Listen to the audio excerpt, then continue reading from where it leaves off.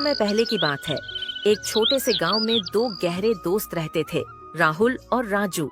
राजू एक गरीब किसान का बेटा था, जबकि राहुल गांव के जमींदार का बेटा था। राहुल, जब भी मैं खेत में काम करता हूँ मुझे तुम्हारी हमेशा याद आती है, क्योंकि तुम मेरे सच्चे दोस्त हो। काश तुम मेरे साथ खेत में काम करते। अरे राजू, भला मैं खेत में काम कैसे कर सकता हूँ? मेरे पास बहुत सारे पैसे हैं, मुझे काम करने की क्या जरूरत है? लेकिन फिर भी जब तुम्हें जरूरत होगी तो मैं तुम्हारी मदद करने जरूर आऊंगा।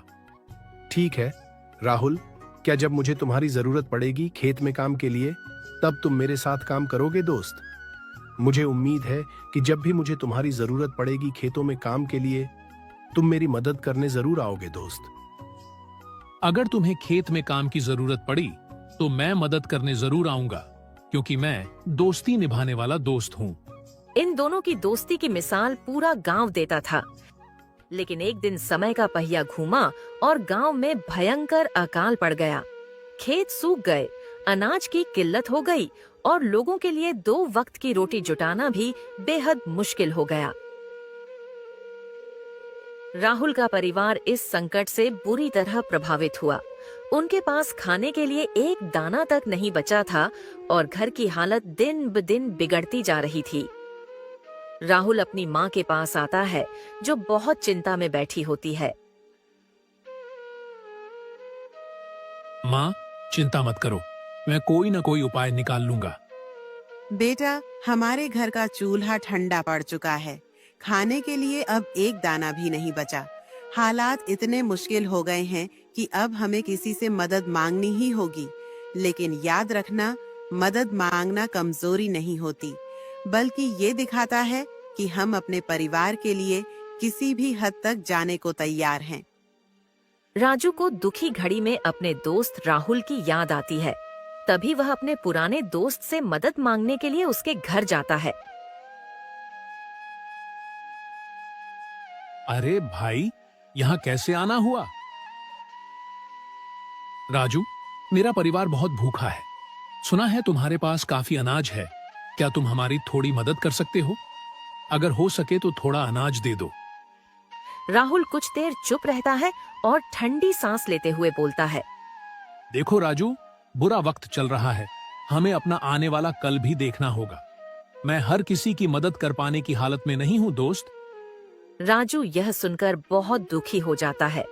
जिसे वह अपना सबसे अच्छा दोस्त मानता था, उसने भी उसकी मदद नहीं की। उसने उसकी दुखी घड़ी में ही उसका साथ छोड़ दिया। राजू दुखी होकर अपने घर वापस चला जाता है, लेकिन राजू ने हार नहीं मानी। उसने फैसला किया कि वह किसी और गांव जाकर काम करेगा। राजू अकेले सफर पर निकल पड़ा। उसकी आंखों में उम्मीद की चमक थी।